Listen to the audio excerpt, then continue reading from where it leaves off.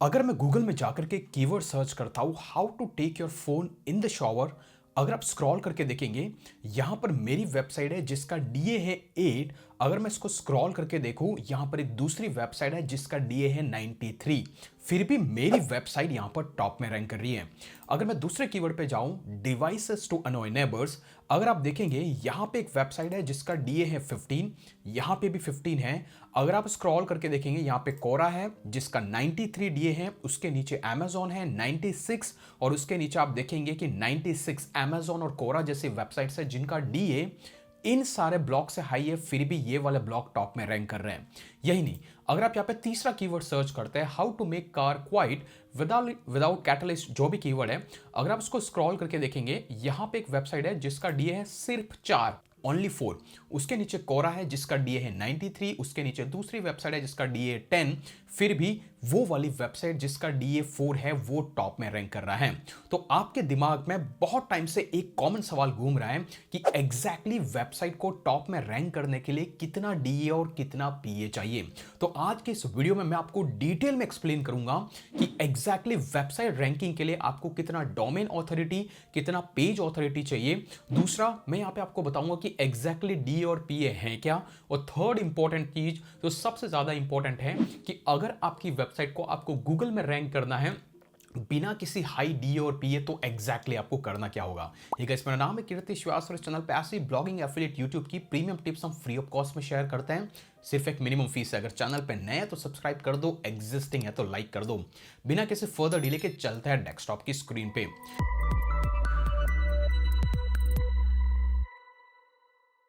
Example के लिए ये मेरी वेबसाइट है जो है marviasidea.com।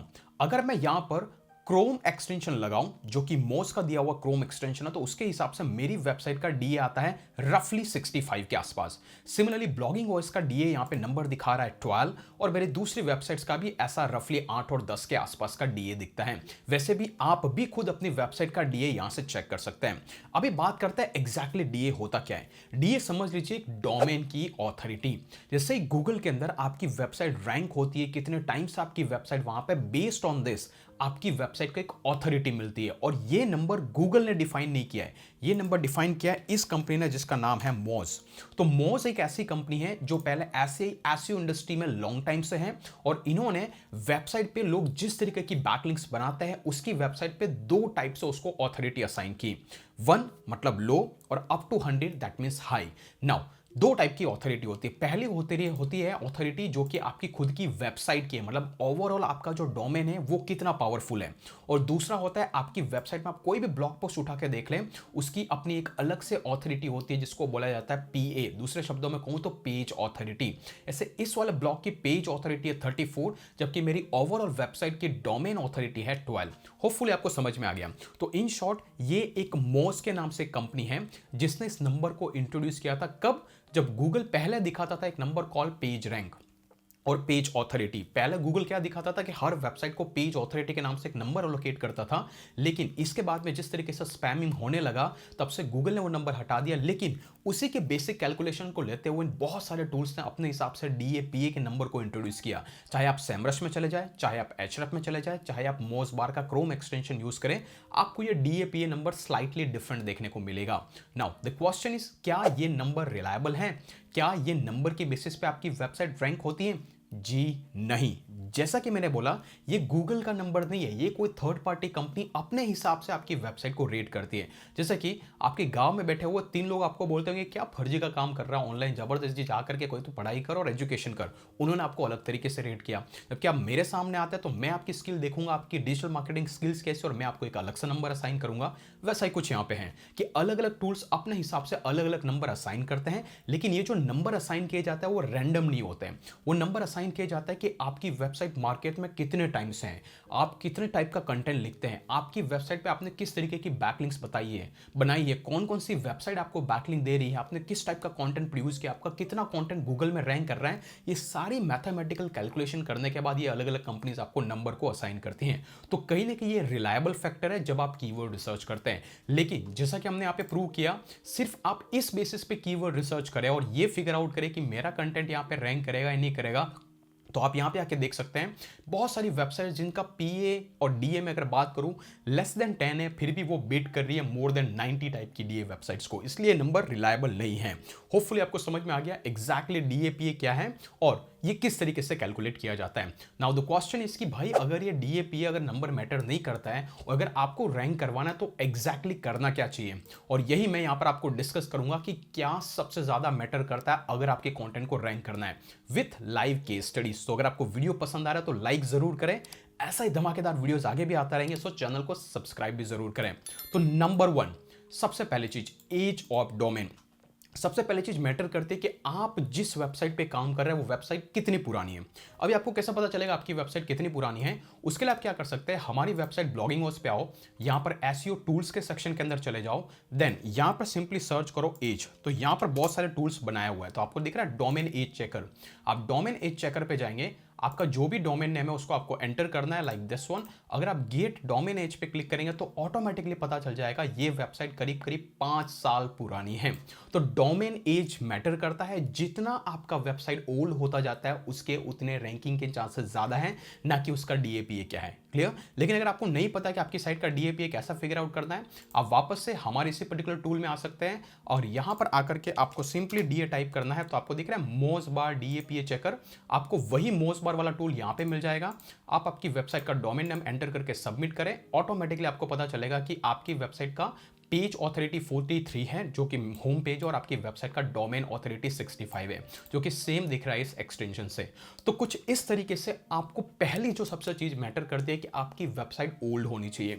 जितनी वो ओल्ड होगी उतनी वो गोल्ड होगी और उतना ही वो ऑटोमेटिकली किसी भी टाइप की हाई डीएपीए वेबसाइट को बीट कर देगी। नंबर 1। नंबर 2 जो सबसे ज्यादा इंपॉर्टेंट है वो है नीश ऑफ अ व्लॉग। देखिए, अगर मैं यहां पे एक छोटा सा एग्जांपल लूं, यहां पे था how to take your phone in the shower quietly. Okay, अगर आप स्क्रॉल करके देखेंगे तो मेरी जो वेबसाइट है वहां पे मैंने एज इट इज कीवर्ड को यूज किया है और यहां पे मैं क्वाइट के कॉन्सेप्ट को ज्यादा यूज करता हूं। जबकि अगर आप नीचे जाएंगे ये वाली वेबसाइट जनरल कंटेंट प्रोड्यूस करती है, तो मेरी वेबसाइट एक पर्टिकुलर नीश में काम करती है। सिमिलरली इसकी बात करें डिवाइसेस टू अनॉय नेबर, ये कहीं ना कहीं साउंड से रिलेटेड कॉन्सेप्ट है। ये वेबसाइट साउंड से रिलेटेड है, ये वेबसाइट साउंड से रिलेटेड है, ये वेबसाइट साउंड से रिलेटेड है, लेकिन कोरा एक जनरल ब्लॉग है, तभी रीजन है कि कोरा को बीट करते हुए ये आगे चले गए। तीसरा एग्जांपल यहीं पर हम यहां पे यूज करेंगे किस तरीके से आप कैटलिस्ट को क्वाइट कर सकते हैं। फिर से क्वाइट साउंड इस टाइप के कीवर्ड है, तो ये वेबसाइट साउंड प्रूफ के अराउंड है जबकि कोरा जनरल ब्लॉग है, इसलिए इन्होंने कोरा को बीट कर दिया क्योंकि एक पर्टिकुलर नीश में वेबसाइट है। चौथा एक और एग्जांपल देखिए, हाउ टू स्वेलो क्वाइटली। फिर से क्वाइट साउंड इस टाइप का कॉन्सेप्ट है। अगर आप स्क्रॉल करेंगे यहां पर आप देख सकते हैं ये सब वही वेबसाइट है, क्वाइट है, साउंड है, बेजली है, तो कहीं ना कहीं सेम टाइप की नीश के अंदर टारगेटेड वेबसाइट्स हैं और दैट इज द रीजन कि ये सारी वेबसाइट्स वहां पे रैंक कर रही है। क्लियर? तो नीश अनदर क्राइटेरिया है कि आपका ब्लॉग कैसे किसी को बीट करेगा और जब भी आप कीवर्ड रिसर्च करें। Number 3 backlink. आपकी वेबसाइट पे किस टाइप की बैकलिंक बनी हुई है, दैट मैटर्स अ लॉट। अगर आपने आपकी वेबसाइट टोटली फ्रेश है, टोटली न्यू है, ऑफ कोर्स आपकी साइट की इतनी ऑथोरिटी नहीं है। क्यों? क्योंकि उस पर बैकलिंक नहीं बना हुआ है। तो जैसे जैसे आपकी वेबसाइट मार्केट में पुरानी होती जाएगी, गूगल की नज़र में वैसे ही ऑथोरिटी आती जाएगी क्योंकि आप नीश में काम करते हैं, और ऑटोमेटिक जब उस पर बैकलिंक्स बनती जाएगी तो आपकी साइट की ऑथोरिटी बिल्ड होती जाएगी। तो जितनी ज़्यादा बैकलिंक उतना ही आप भले लो डीए हो लेकिन आप रैंक कर पाएंगे। क्लियर? एनीवे, जैसा बैकलिंक बना होगा तो ऑटोमेटिकली डीए बढ़ता जाता है।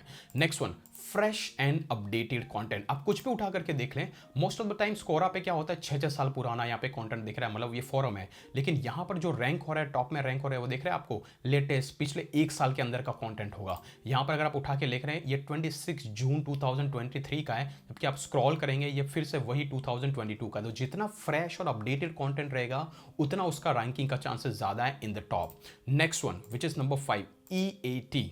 सबसे जबरदस्त ईएटी होता क्या है, जिसको नहीं पता हम ऑलरेडी चैनल पे डिटेल वीडियो बना चुके हैं। गूगल आज की डेट में वही वेबसाइट रैंक करता है जिसकी ईट हायर है। ईट मतलब जिसकी पर्टिकुलर डोमेन के अंदर या फिर एक नीश के अंदर एक्सपर्टीज है, ऑथोरिटिवनेस है और ट्रस्टवर्दीनेस है। अगर आपको नहीं पता तो यहां पर आप जाकर के गूगल का एक ऑफिशियल डॉक है जो कि आप रीड कर सकते हैं। ये गूगल का सबसे ज्यादा इंपॉर्टेंट क्राइटेरिया है किस ब्लॉक को रैंक करना, किस ब्लॉक को रैंक नहीं करना।